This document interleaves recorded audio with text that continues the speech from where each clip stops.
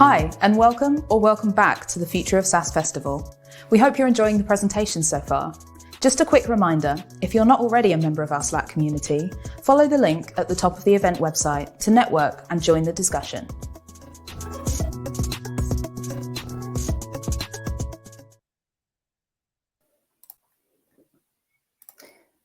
Hello everyone, and thanks for joining us. We have a really exciting panel lined up for you today. So we have a panel that will be discussing the impact of AI on SaaS. We have one of our panelists here.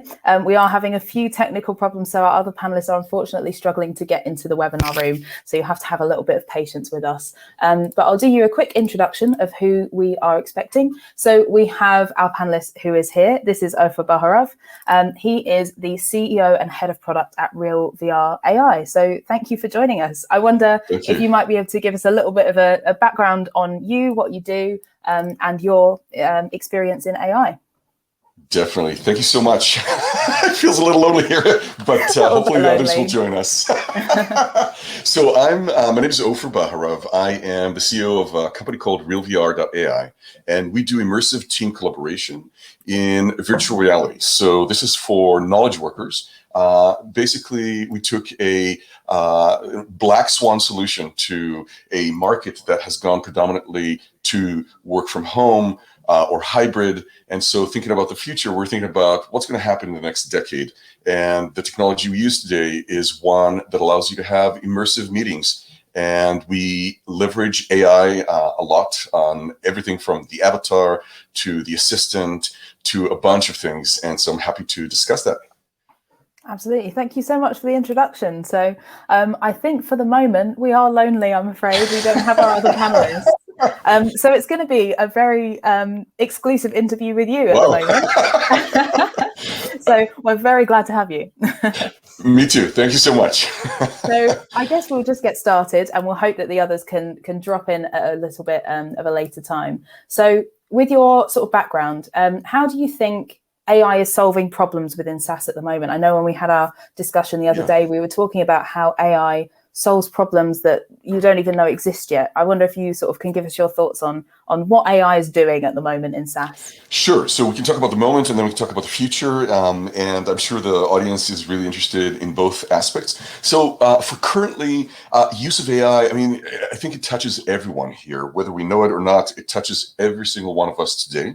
And we have that all the way from being able to personalize experiences to being able to, if you're in SaaS sales, you're able to probably target your message to the right audiences, all the way to if you are using an assistant. We all use in consumer levels, Alexa, Siri, and so on, but increasingly so Google Voice and other assistants in business. And then it cuts across multiple levels. Some things are front end, some things are back end. In terms of the future, there is pretty much a black swan, but a blue ocean experience here when we think about the future. Things like how do we take these assistants and how do we make them have a 3D experience? You know, hey, Johnny, show me my KPIs.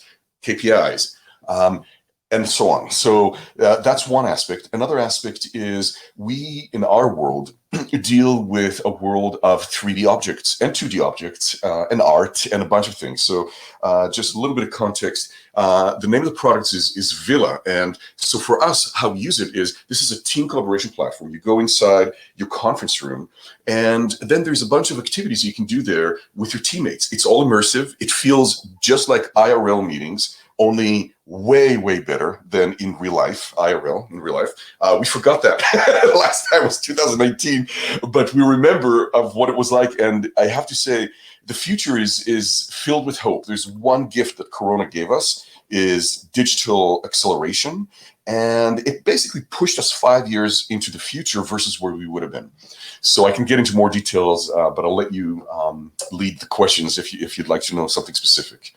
Absolutely. So we did have sort of a little direction for our questions there. So, but with the fact that it's just you here, we don't have our other panelists, I think we'll move straight on to the question that's most relevant to you, which is how do you think that SaaS workplaces are being impacted by AI? So obviously RealVilla is a workplace, a virtual workplace. So how do you think that the idea of sort of virtual, how things have changed at the moment, where everyone's working from home, or using virtual assistants, or sort of tuning into different calls. The workplace has changed so much. Sure. So how do you think at the moment AI is helping with that or changing that, and how can it in the future?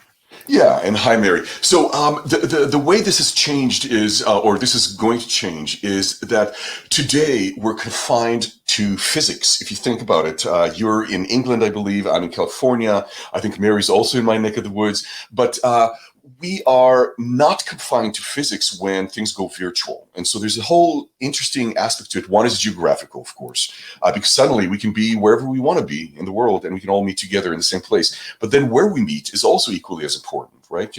What about, why should we meet in a stuffy office if we could meet in the beautiful Alps, or if we can meet on the beach? Like, who doesn't want that, right? So there used to be this concept. I'll just say very briefly, because I see that others have come, so I want to give them an opportunity to talk to you. But in short, the answer is that it used to be, let's go to a great office. Well, today we give you not only a great office with huge, Empire State Building size whiteboard, if you want that, but today we also give you the environment so that you can be the most flow, the most creative, the most productive in it. And so that's it in a nutshell. That's really interesting that it's not just, as you say, that sort of the physical place is changing, but the mindset that those physical places sort of put you into.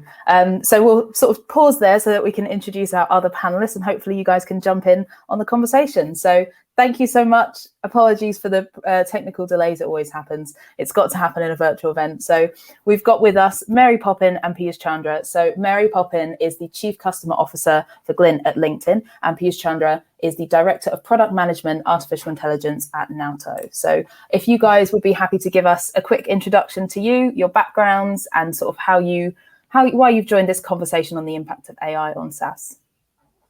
Yeah, sure. So as Gemma mentioned, I am the Chief Customer Officer at Glint, which is part of the LinkedIn family. I run all of our post-sale, so I'm responsible for the entire end-to-end customer experience. One of the really cool things about my job and being at Glint is I get to focus on total people success, which is not only customers, but also employee engagement, which is a huge piece of what Glint focuses on. In terms of AI, one of the things that we bring to our customers is the opportunity to see basically AI in nanoseconds is bringing back alerts and trends and insights that would take data science months and months, if ever, to uncover.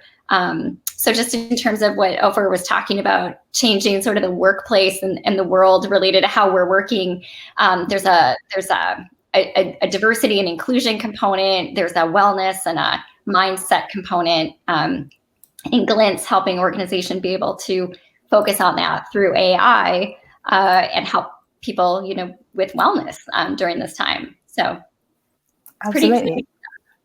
Thank you so much for that introduction. So we finally got our full panel. So we also have Kamal Aliwalia here, who is the president of Eightfold.ai. So thank you so much. We're so glad to have the full panel, and we'll continue with the introduction. So we've got Piyush next. Thank you very much, Gemma. Hello, everyone. My name is Piyush Chandra, and I'm Director of Product for Artificial Intelligence at Nauto, and I'm based out of the San Francisco Bay Area. In my current role, I'm responsible for building computer vision-based driver monitoring and driver assistance safety features to reduce collisions and save human lives. Now, prior to Nauto, I worked at Adobe, and I also worked at SAP, where I focused on building natural language processing research products. And what I have come to realize after many years building AI products is that it is still an emerging field. No matter what the media tells you, that AI is not going to take over anytime soon. It is a very much evolving field, and there is a lot of doing that's happening, and there's also a lot of learning that's happening. And I'm here to hear from other thought leaders to see how they are using AI in their fields and how collectively the whole ecosystem is evolving. And I'm looking forward to an engaging and insightful discussion today. And thank you for having me here. Thanks so much. Glad to have you. And we have our final panelist, Kamal. So if you could give us a little introduction to yourself and what you sort of hope to gain from this conversation. Sure. So I'm Kamal, president at Eightfold. essentially I've built a single AI platform for all of talent, for employees, for candidates, for citizens, for contractors. And the core of it, what we're looking to do is solve the following questions, some for the company, some for the individuals. On the company side, it is about what are my employees capable of doing? Not just what they've done in the past, but what are they capable of doing?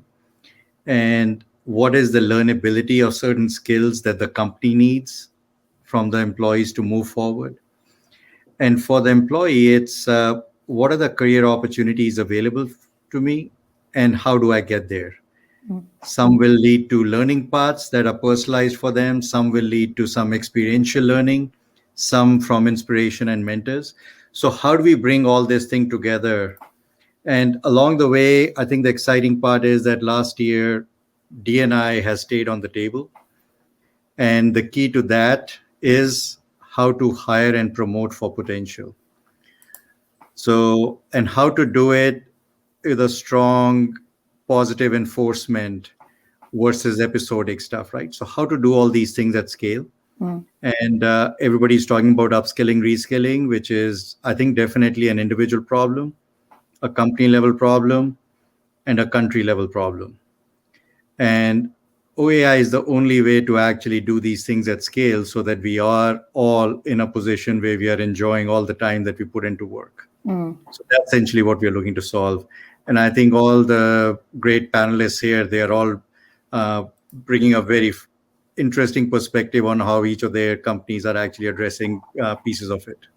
Absolutely. Thank you so much. So we were discussing just before you guys joined with Ofer, our first question, which is, how do you think AI is solving problems within SaaS at the moment? So we discussed a little bit and touched on a few of the different topics, but Piyush, I know you had a few sort of thoughts on this about how AI is solving problems that haven't been raised, about how you can identify those problems. So how do you think AI is solving problems at the moment? Right, yeah. So I think within the space of SaaS, what AI is doing is that it is making technology available to the average person. Now, we all have ideas, right? And you have an idea, I have an idea. And the cool thing about AI is that with AI, we have access to tools that we didn't have so far.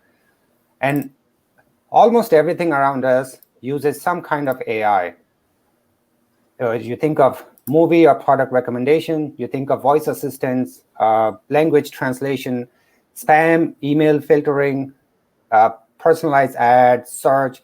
AI is everywhere. And the good thing about this AI SaaS ecosystem is that everybody has access to this technology. Everybody can implement and operationalize their ideas. Now, I think in the past, technology has evolved and we have had technologies for many years.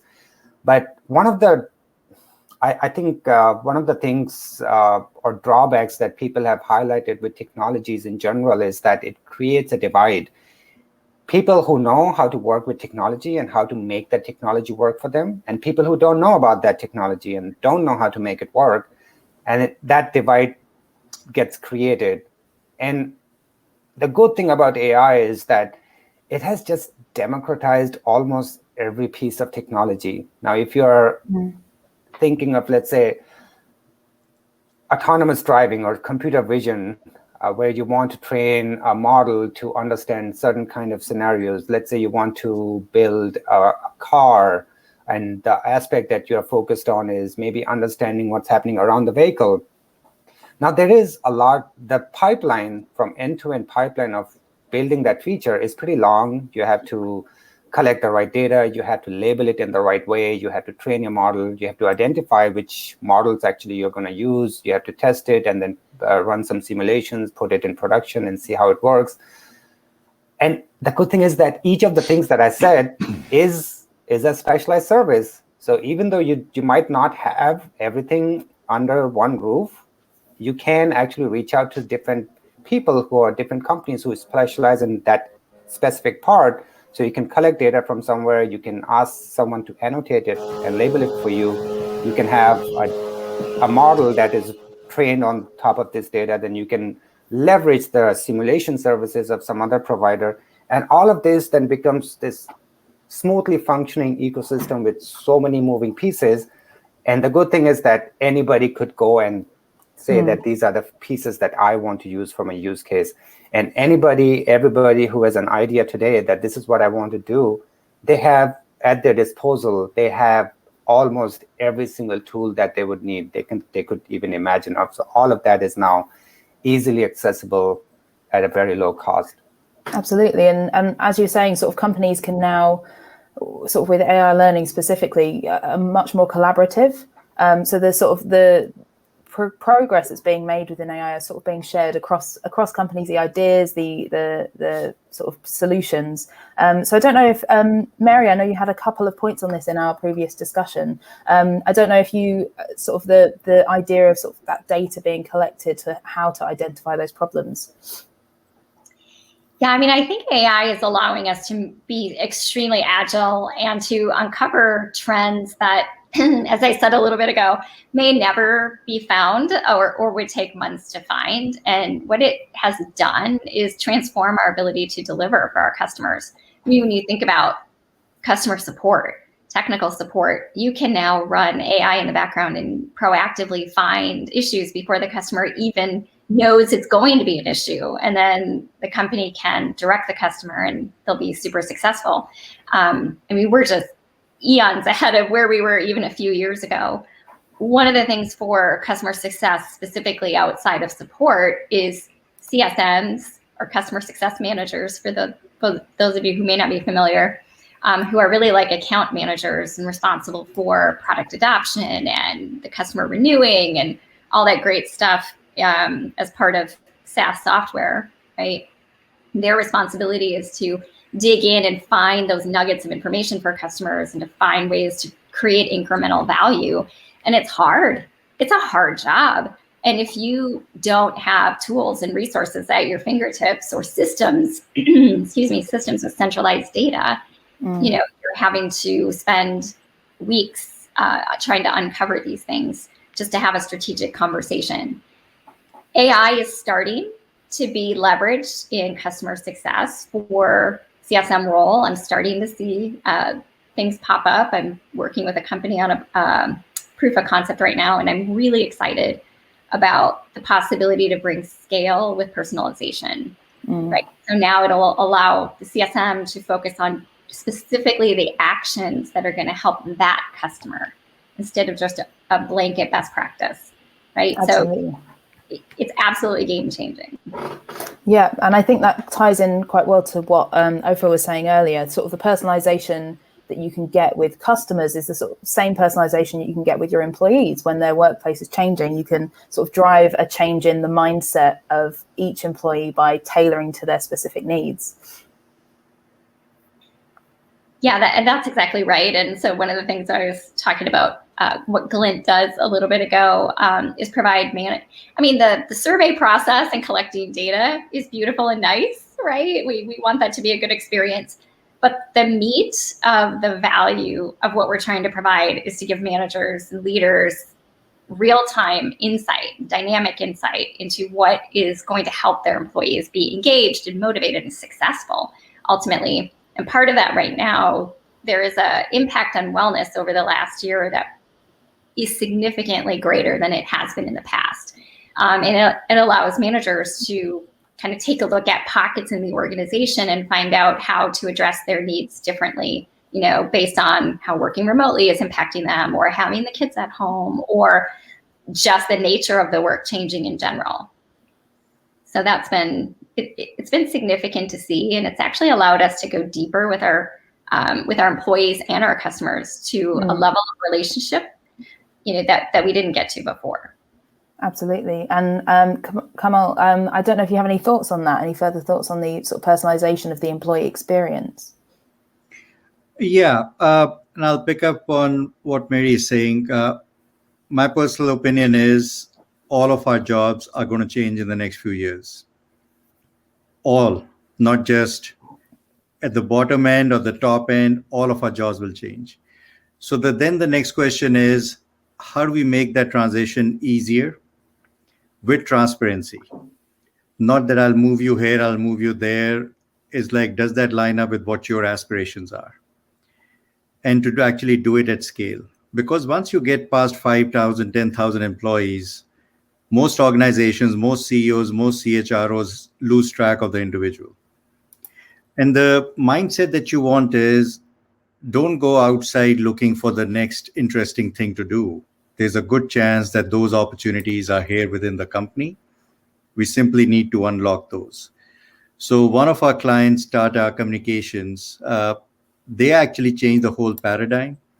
And they actually, over the last 2-3 years, they've had a lot more women moving internally and finding other opportunities. So the internal mobility, employee referrals, so the affinity to the company, loyalty, people are staying longer, they've reduced their regrettable attrition, all good things. But the main thing that changed was, instead of people looking for opportunities started to look for people. That made it very easy for them that just because I'm on a vacation, I will not lose out on something new that comes up. And that just built that I just need to be patient. I should talk, explore, talk to mentors, talk to other things. And that kind of engagement model is very different. And especially now that all of us have sort of adjusted to it, being remote for so long, right? Because that is what was needed to keep going. And the second thing, that how AI is going to change things, and to some extent COVID has accelerated that, is we are all looking at a different operating model in our businesses. Remote work is now acceptable. So instead of hiring young talent from 30 universities that you could visit, you could actually hire from all the universities out there, right? And find the ones that fit you best and talk to those. You could have people literally anywhere. And this motion behind needing the digital talent, and on the other side, skills-based compensation, all these things are starting to come together. Because where we are headed is, okay, so if our jobs are going to change, what does the new job look like? And what do I need to have for that? And how do I get there? The more it's laid out without somebody looking over you or talking down to you, the better it will be, right? It's all positive enforcement. And that's essentially, I think what I'm actually repeatedly talking about is, yes, there's risk mitigation involved with AI, so it's done right. But we have to also focus on the positives, and not to create risk, but it needs to be the risk mitigation, because negativity sells, right? It sells more. It's more interesting to read about who goofed up. But I think there's more upside here than we realize. Yeah, definitely. And I think sort of moving back around from how sort of the workplaces are changing for employees, and those opportunities that you can find to make that difference. I sort of wanted to ask Ofer, what do you think are sort of the mindsets that companies need to have on how to embrace these changes, how to embrace that new data, how to make that sort of more personal experience? Well, that's a great question. So the mindset, I always stick to the Moore equation that talks about the chasm, where there's a, it looks like this. I wish we were all in Villa, that I'd be able to draw this in the air. But there's essentially this sort of bell-shaped, and the bottom left is called the innovators and the early adopters. And then there's this chasm. And then there's the early majority, the late majority, and laggards. The majority of the market is always to the right of that equation, of that chasm. And what I would, from a mindset perspective, what I would encourage companies to do is to be open to looking beyond that chasm. Because, the chasm potentially has just thrust itself further to the right because of Corona. So sometimes there's acts of God that force all of us, humanity, to think faster and more, towards solutions. And that's what we did. And, and I salute the world. The world has adapted miraculously. And I mean, look at the markets, these efficiencies that everybody here is mentioning in AI.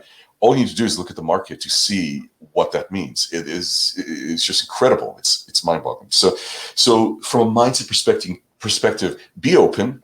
The technologies exists today in 2021. We always laugh and say we bring 2030 to 2021. It literally is like that. People are just not aware of just how good it is. To emphasize what Kamal basically was just saying, there's a lot of positivity out there. Everybody's focused on the negativity, but if you focus on the good, it turns out by the way, one final thought on this, we were all worried about machines taking over. Well, they didn't. We're leveraging them as humanity, right? We're leveraging them to make them work for us. And that's the beauty of AI.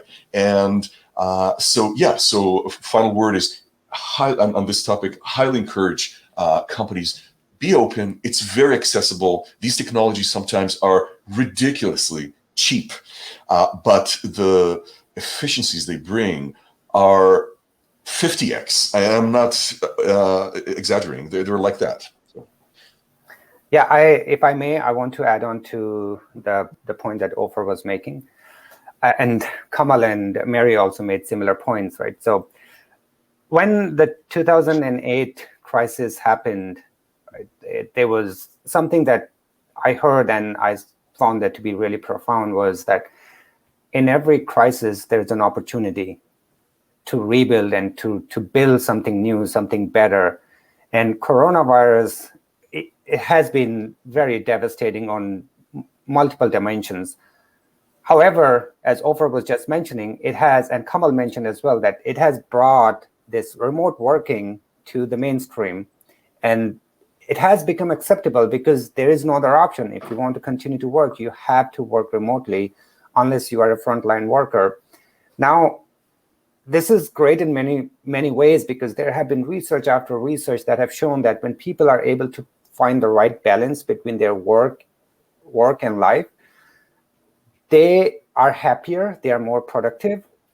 And that is what we are all trying to do. We're trying to be really the best version of ourselves when it comes to our professional and personal lives.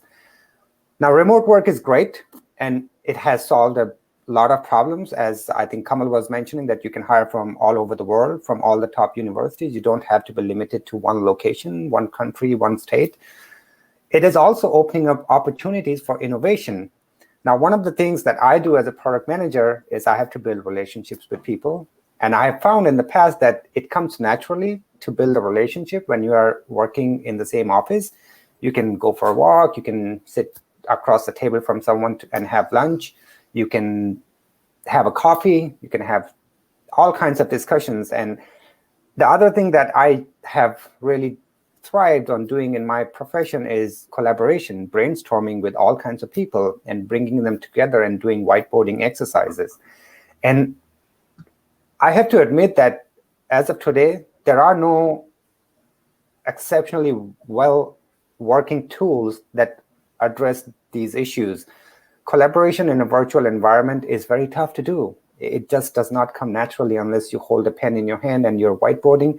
Ideas just do not flow.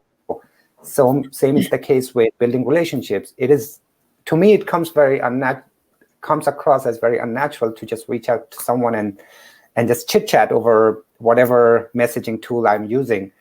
So those are areas where innovation can happen, and there are companies who could build solutions that can make remote working and virtual working very similar to working in person. So I'm looking forward to that innovations. Absolutely. And I can see Mary nodding her head there. If you had any further thoughts.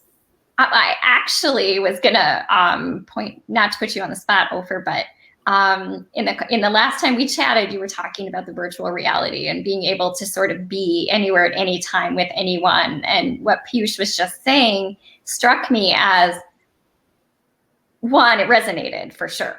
But two, I started thinking about the virtual reality opportunity of being in a room with people and whiteboarding, and would that spark a ton of creativity and innovation more than like what we're doing today on the panel, pulling up a screen and doing some sort of Google Doc, right? So I was just thinking about that, and Ofer, I don't know if you... Yeah. I mean, this is exactly what we do today, and look no further. Seriously, it's. I want to touch on that for a second, because yes, it used to be exactly what Piyush mentioned, which is, wouldn't it be nice if we could have, the whiteboards that we used to have in our corporate environments, which were large and not as confining as Zoom. Well, today we give you empire state building and X, Y, and Z in all directions. And we also let you fly. So because we notice that people, prefer to go outdoors. We give them offices, but why people choose to be outdoors much more often? Why? Because it's a lot more fun. Let's be honest. It's more inspiring. 2, there's the concept of using space in a very large way. Sometimes it's needed. A presentation, an ability to convey things in 3D. That, by the way, just that right there is a whole. It's just like makes you kind of like think twice. Like, oh yeah, you can do that. Like today we can't. Like we can motion with our hand, but we can't really paint. And now in our environment, we let you do that. But I think the most interesting thing that at least we've launched recently is this ability to, by keyword, to find any object in the world that you want to design, that you want to talk about, and either it's public or you upload it. It could be even your office. You can scan your office and you can all hop in, or your house even, whatever you want. And so this ability to be magicians and to make the world malleable to fit your needs, I think is striking. And so all I want to mention is those. By the way, there's various other players that play in this world. These technologies are extremely advanced and they're available. I just want to encourage everybody here, the panel and the listeners, to try things out. That's what I mentioned. Try things over that chasm because they're here. It's just a matter of using them. Yeah, I think it's really interesting what you said about how people find they want to fly in that world. They find it more freeing, more creative, and how if you change your environment that you're working in, you're also changing the environment you're learning in. So auditory learners, kinetic learners can have that kind of, if they want to, they find they have their best ideas out on a walk, it inspires something different. It actually sort of does allow for a bit more of a diversity of learning as well. We are quite sort of strict in the ways that we do things in different workplaces. You'll have your various different tools. If you are a bit more visual, you sort of, you might have a presentation, you might have your notes document, but opening that up to even more different levels can actually sort of open the company up to more diverse people, more diverse ideas, more creativity. So I don't know if, Kamal, you have any further thoughts on that? Yeah, and a couple of things that we have learned over the last 2 years or so. Clearly, the intent has been very strong across companies to hire and promote more diverse talent. But what we realized was a lot of companies did hire more diverse talent, but then they lost it in 6 to 8 months because there is more to be done. And it should not be one size fits all, because we do need to double click and see what specifically do we need to do for each individual, right? Women have different challenges and different help that needs to be given. Black Americans have different ones, Hispanics have different ones. So to some extent, I personally have become more politically incorrect, because I think generic terms that look like the most benign thing to say actually keep you away from solving the root cause, right? Despite all the right intent being in place. So there the issue is, when you bring in the right talent, being very specific that, okay, what was missing in the interviews, so that the interviews are also specific, so that we make sure that, okay, you're good enough on all the other fronts to be hired. Now let's make sure that we plug those weaknesses also with Mary's learning content and other experiential stuff, because it's all goes hand in hand, right? That then it's easy for someone to say, okay, all I had to do was spend a few hours over the course of 3 months, and now that's no longer a weakness for me, and now I'm set up for this. So these positive things to keep going and understand the learnability, and then the gamification around how do you get the engagement going with everyone, so people are seeing, oh, look at the career trajectory for this particular person, because they did this and they learned this and they applied it there, and look how well they are actually growing in the direction they want. So those are it's a continuum, right? The reason why we invested in the single platform for all talent is you have to keep going versus treat it as a point solution. The second piece is we all do seem to learn more from each other than necessarily by sitting in a class per se. So that's the other, that how do you actually elevate the inspiration to a point where maybe the learning is not necessarily, or inspiration is not coming from within the company, but outside the company. And how can I get there as well? Right? So those things we are looking to involve. So it's a combination of both global data, career paths, learning paths, and then figuring out how to personalize it for every single person, right? Succession planning for everyone, career pathing for everyone. That makes it equitable because, yes, of course, I'm not the same as, the president in the company or the CEO in the company, but I can get there. It makes a big difference. Confidence makes a big difference. And the other thing I would share with you on the D&I side is we should be very careful on using assessments because by definition, most of them are geared towards putting people in a particular box.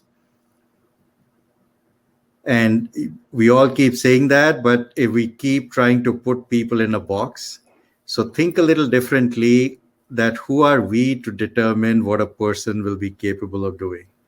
If they put their mind to it, everything is possible. Look at what all of us did in the last 18 months. We all adjusted in an environment that none of us thought we would ever have to deal with. So we're just, I think, underestimating each other a lot more than we realize. Yeah, I think you're totally right. And Mary, I can see you nodding again. I know. You could tell it was something just completely resonates. I'm like, oh, I'm going to jump into. I couldn't agree more, Kamal, with what you just said about like the opportunity, right? And don't put people in a box because it's so easy to do, and people miss out on opportunities that they never even knew were available, or believe they have the chance to try, and they may have the skills, they may have the potential, and so I feel like AI does help unlock by pulling in data from so many different channels on an individual, even from their social media to, the career path that they've taken on LinkedIn to, you have it, whatever, name it, you could pull in something about an individual that might spark, hey, there's a new role at this company. You haven't done it before, but there's all these things you've done in your past that could relate, right? And so it creates something that no one would have ever matched, to that individual before. So it really democratizes all the opportunity out there. It's not who you know or what you know necessarily. It's what you could be capable of. Exactly. Absolutely. Yeah, and I think, Piyush, you had something. Sorry, Gemma. I just want to add a little bit of my thoughts to what Kamal and what Mary were just saying. I really like the comment from Kamal about not putting people in boxes, and I think it's something that we do not just in performance appraisals or seeing how well a person is doing. That's one area where we put people in boxes. But when I think of a job description, a job title, I mean, it is the exact same thing we are doing there as well, that we are putting people in these roles, that this is what you're supposed to do. This is the job description, and this is what this person is supposed to do. Is it time now for us to go beyond that? I have actually worked with at least a couple of individuals in my past where they were so, I would say, multidimensional, where they were given this flexibility to define their role. In a large organization, they were told that, hey, we really want you, we like what you do, but it doesn't look like that there is one title or one role that you want to be in. So just define what appeals to you and we'll create a role for you. So are we moving in that direction where we can say that you are an exceptionally hardworking and talented and smart individual? We can see how you'll contribute to our organization, to our vision. How about you define what you can do for this company, what we can do together? How about you define your role? So maybe it's time that we start thinking on those lines as well, instead of saying that this individual does this job and these are the responsibilities of this job. It happened last year, actually. AirAsia planes were grounded, and they were able to actually redeploy their cabin crew into other parts of the businesses that were customer facing because they had all the right skills and capabilities to actually do a different job. So all this is already happening. We just need to surface it more and more. Absolutely. And I think from our conversation the other day, Piyush, you were saying that sort of AI can enable people to take charge of their own careers by giving them sort of the data they need to make the right decisions. So I don't know if I know, Kamal, you're nodding there as well. If either of you have any sort of more thoughts on that. Yeah, I see. One thing when I reflect back on my life, one thing I realize is that when I was younger, I wasn't making a lot of very well-informed decisions. I hope I'm doing it now, but I'm pretty sure in 5 to 10 years from now, I will look back at my life and say, man, I wish I had more data. I wish I had more information. But as a human being, I have limited time. I have 24 hours in a day, and I sleep maybe 7 to 8 hours out of those.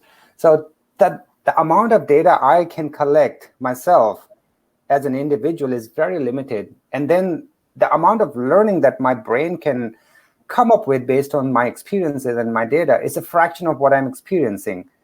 So as an individual, I can only take a very, very small fraction of what the world has to offer. But if I could learn from someone else, if I could learn from someone else's experiences, someone else's data, someone else's process of coming up with a decision, I can be twice as effective. Now think of how much more effective we all can be. We can all learn from every single human being on the planet. 7 billion plus human beings. We are all experiencing life in our own ways. We all have our own unique thoughts, but there is just no mechanism for us to blend all of this together. And that's one thing that AI theoretically can help us do.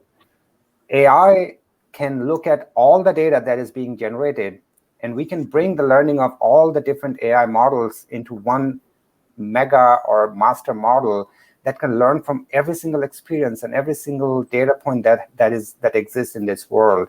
And that is a scale that I cannot even fathom because of my limitations as a human being. But that's the promise of AI.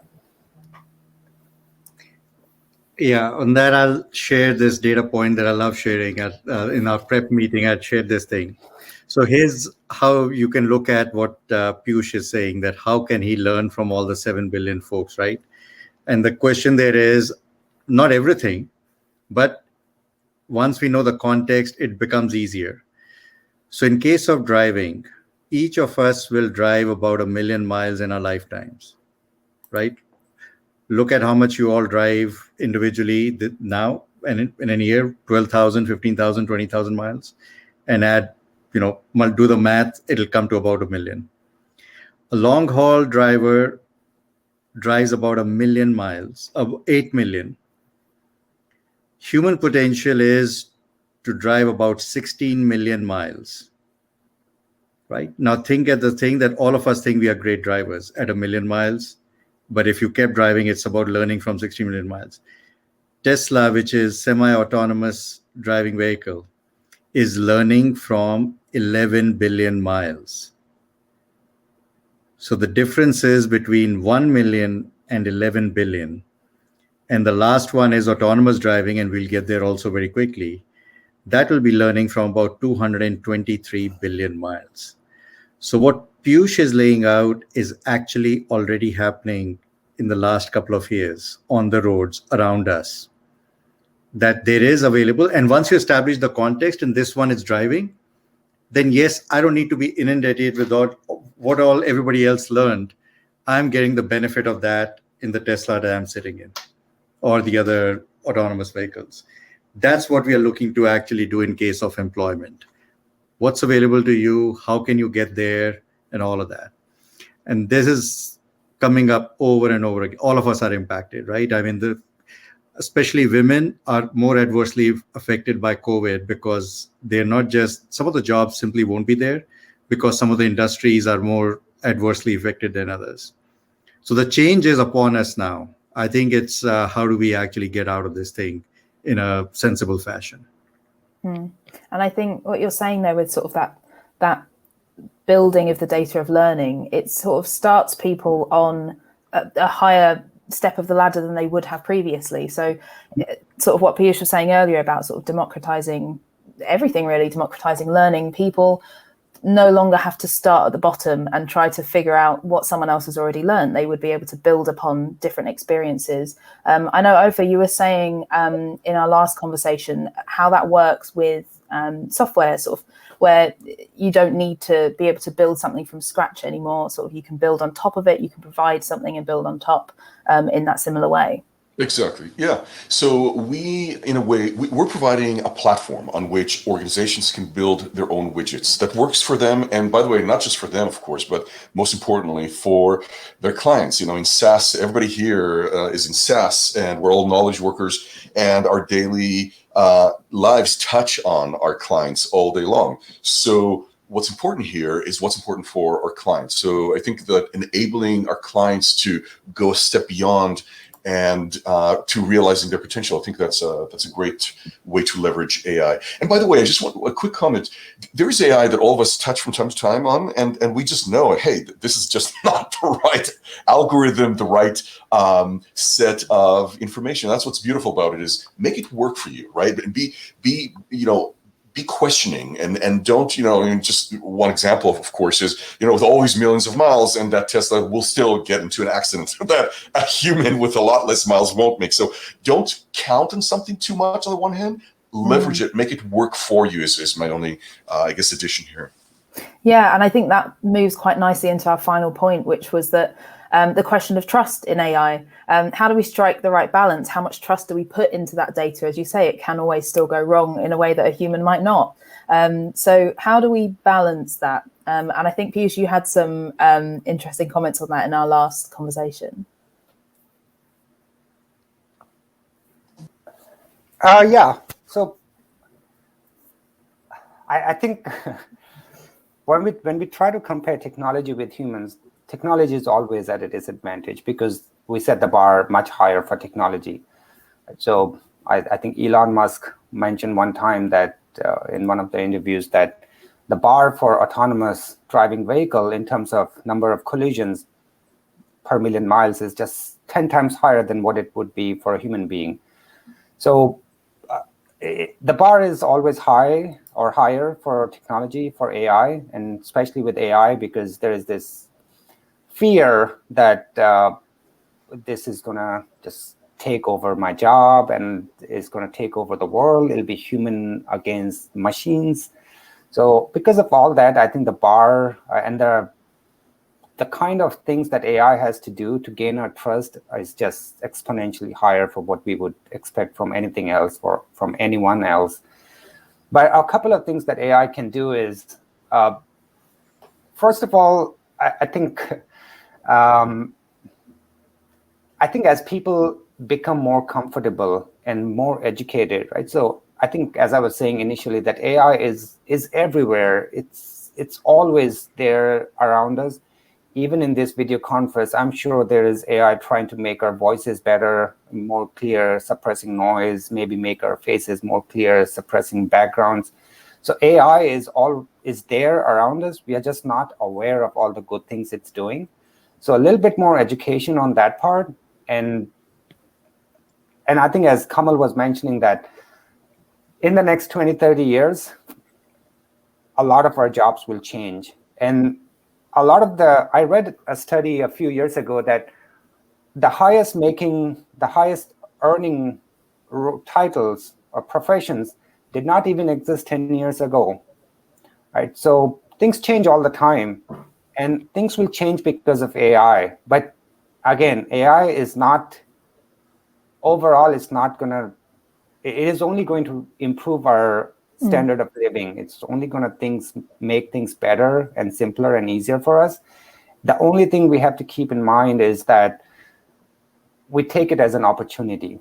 I would say that this is something that'll help me grow. This is something that'll help us grow as a society and as a species.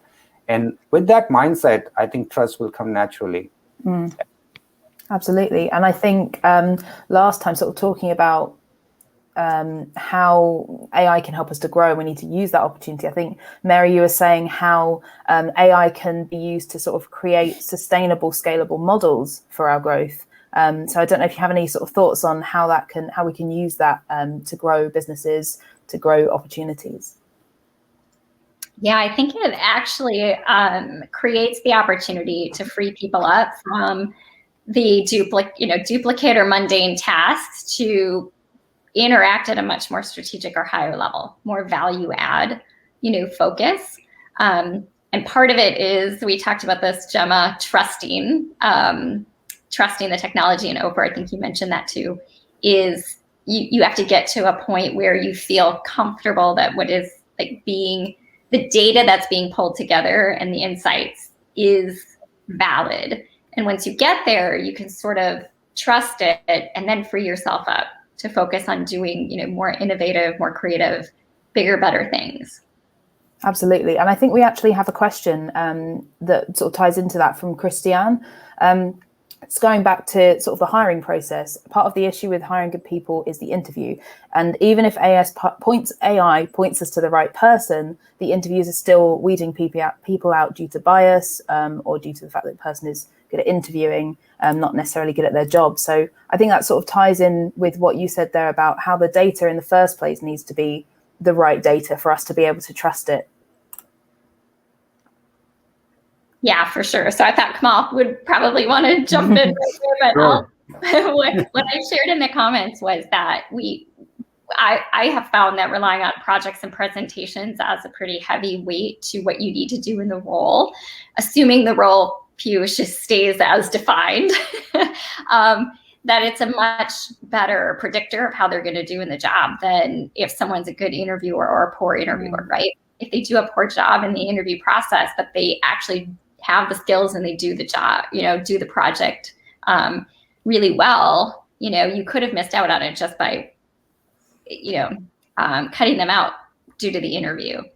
So that's one way I feel like we could potentially get to a place where the interview is maybe just, part of the screening process only.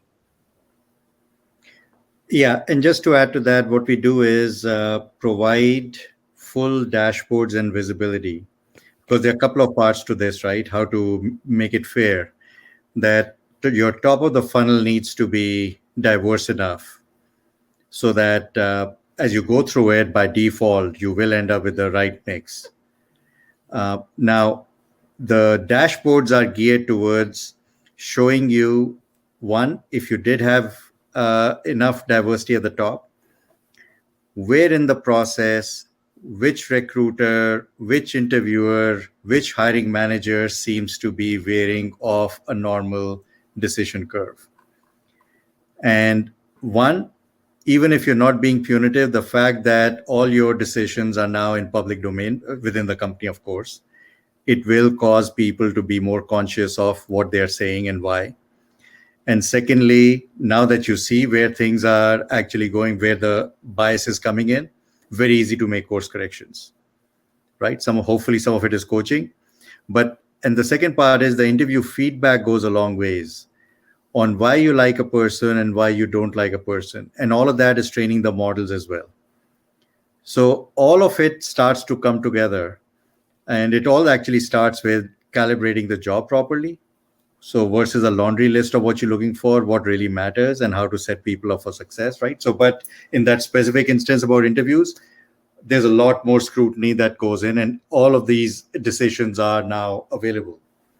That are we just going one way or the other? Whatever is inspected improves. Absolutely. So I'm going to move on here to your predictions for the future. So what do you think is the future for AI within SaaS? And I'm going to start here with Piyush.